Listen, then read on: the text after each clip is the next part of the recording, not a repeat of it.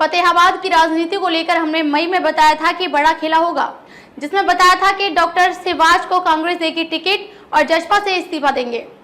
वही अब हुआ, जजपा से सिवाच ने इस्तीफा दे दिया है। अब सवाल है कि क्या वो इस्तीफा कांग्रेस में जाने के लिए दिया है? कांग्रेस की बड़ी रणनीति है। करते हैं इस पर चर्चा से पहले चैनल को फॉलो कर लें ताकि हर खबर से अपडेट हो। मैं अंजना दविश प्रेम न्यूज और हरियाणा न्यूज फ्लैश थी। तो चलिए एक नजर डालते हैं आज की खास खबर पर।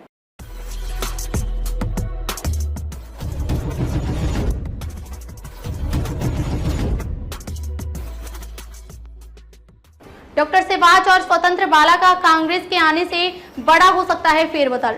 यह खबर हमने 3 मई को प्रकाशित कर दी थी और आगे लिखा था कि टिकट के दावेदारों के बदलेंगे समीकरण, जो आगे दिख रहे थे वो पिछड़ सकते हैं। कांग्रेस की टिकट को लेकर फतेहाबाद में आए धुरंधर, जिसकी पुष्टि अब तक हो गई जब डॉक्टर सिवाच ने जजपा से इस्तीफा दे दिया है। अब संभावनाएं और तेज हो गई हैं कि सिवाच चुनाव लड़ेंगे, क्योंकि खबरें सूत्रों के हवाले से यही मिल रही हैं कि सिरसा लोकसभा के गढ़ में फतेहाबाद को कमजोर करने की रणनीति कांग्रेस द्वारा बनाई जा रही है, इसलिए उसमें सिवाच का नाम भी आ रहा है। इसके अलावा प्रदेश की राजनीति का बड़ा नाम और है, जिसे हम बाद में बताएंगे। फिलहाल चर्चा यही है कि समय से पहले इस्तीफा एक रणनीति है, तभी तो कांग्रेस में सिवाच जा पाएंगे। वैसे तो 2024 चुनाव को लेकर हरियाणा में सभी पार्टियों ने कमर कस ली है। ऐसे में एक विधानसभा में एक ही पार्टी के कई चेहरे फिलहाल मैदान में हैं, जो कि अपने नेताओं के आश्रय टिकट को लेकर मैदान में हैं। पर फतेहाबाद विधानसभा में जो नजर फिलहाल टिकटार्थी नजर आ रहे हैं, उनकी टिकट की बजाय कांग्रेस के विकल्प टिकटार्थी और ही नजर आ रहे हैं। 2024 के चुनाव की बात करें तो कांग्रेस की ओर से मजबूत दावेदार हैं, जिसमें डॉक्टर वीरेंद्र सिवाच, स्वतंत्र बाला, बलवान सिंह, दौलत परिया, प्रहलाद सिंह गिल्ला खेड़ा और कृष्णा पूनिया हैं। पर जातीय समीकरणों में जुटी कांग्रेस मजबूत दावेदार तलाश रही है, और जिन्हें वो तलाश रही है वो भी कांग्रेस की टिकटार्थी बनना चाह रहे हैं। अगर ऐसा हो जाता है तो बलवान सिंह, दौलत परिया के साथ कृष्णा पूनिया और प्रहलाद सिंह के लिए मुश्किल खड़ी हो सकती है। कांग्रेस के पास एक जाट और पंजाबी बड़े चेहरे संपर्क में हैं। दोनों चेहरों को कद फतेहाबाद की सियासत में बड़ा है। यदि ये चेहरे कांग्रेस में शामिल हो जाते हैं तो जजपा और भाजपा के साथ इनेलो का बड़ा झटका होगा। सूत्रों से मिली जानकारी के अनुसार वो चेहरे डॉक्टर वीरेंद्र सिवाच और स्वतंत्र बाला के हैं। डॉक्टर वीरेंद्र सिवाच जजपा का उम्मीदवार था। 2019 के चुनाव में खूब फाइट भाजपा से की थी, पर चुनाव हार गया था। डॉक्टर सिवाच 2024 के चुनाव को लेकर तैयार हैं, पर क्या वो अब फिर जजपा की नाव में बैठकर यात्रा तय करेंगे या फिर नाव बदलेंगे? इसको लेकर सूत्र बता रहे हैं कि डॉक्टर सिवाच अब की बार कांग्रेस का दामन थाम सकते हैं।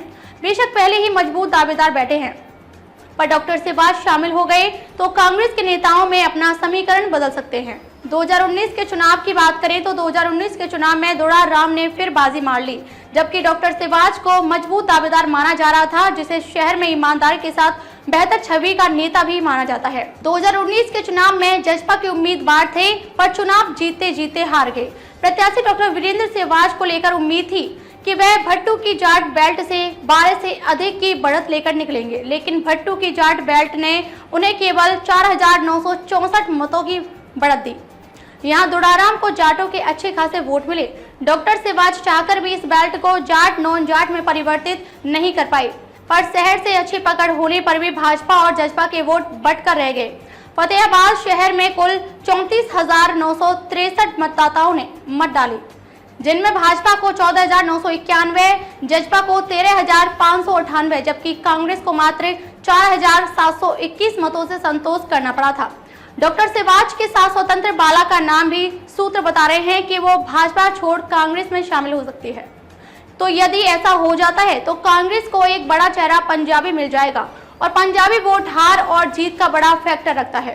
स्वतंत्र बाला यदि भाजपा छोड़ कांग्रेस में आ जाएगी तो भाजपा को बड़ा नुकसान होगा। फतेहाबाद में 1967 में पहली बार पंजाबी नेता गोविंद राय बत्रा ने जीत दर्ज कराई थी। उसके बाद 1982 में फिर से गोविंद चुनाव जीतकर चंडीगढ़ पहुंच गए थे। 1987 में फिर से पंजाबी नेता बलवीर सिंह ने चुनाव जीता और दिखा दिया कि फतेहाबाद में पंजाबी वोट विधानसभा में पहुंच सकता है। 1991 और 1996 के चुनाव में क्रम से पंजाबी नेता हरमिंदर सिंह और लीला कृष्ण चौधरी ने ही दर्ज कराई थी। साल 2000 में फतेहाबाद सीट से फिर पंजाबी विधानसभा पहुंच गया और इनेलो उम्मीदवार लीला कृष्ण विधायक बने थे। उनके निधन के बाद हुए उपचुनाव में उनकी पुत्रवधू स्वतंत्र बाला चौधरी इनेलो से विधायक बनी थी। ऐसे में फिर से कांग्रेस पंजाबी चेहरा पर दांव लगा सकती है। यदि स्वतंत्र बाला कांग्रेस में शामिल हो गई तो टिकट की लड़ाई डॉक्टर सिवाच और स्वतंत्र बाला के बीच में रह सकती है। अगर डॉक्टर सिवाच और स्वतंत्र बाला के बीच में हो गई तो फिर बलवान दौलतपुरिया, प्रहलाद सिंह और कृष्णा पूनिया के हाथ खाली रह सकते हैं। तो फिर समीकरणों में और बदलाव आएगा और फतेहाबाद की सियासत में फिर से बड़ा फेरबदल होने की संभावना रहेगी। बलवान की बात करें तो उन्होंने पहले भी पार्टियां छोड़ी हैं। वैसे इससे पहले बलवान सिंह दौलतपुरिया ने इनेलो छोड़ भाजपा में शामिल हुए थे। बलवान सिंह दौलतपुरिया वर्ष 2014 से लेकर 2019 तक फतेहाबाद हलके के इनेलो से विधायक रह चुके हैं। विधानसभा आम चुनाव 2014 के परिणाम में मोदी लहर को पछाड़ते इनेलो ने सीट फतेहाबाद अपनी जीत हासिल की थी। फतेहाबाद से इनेलो बलवान सिंह दौलतपुरिया ने 3,549 वोटों से जीत हासिल की थी।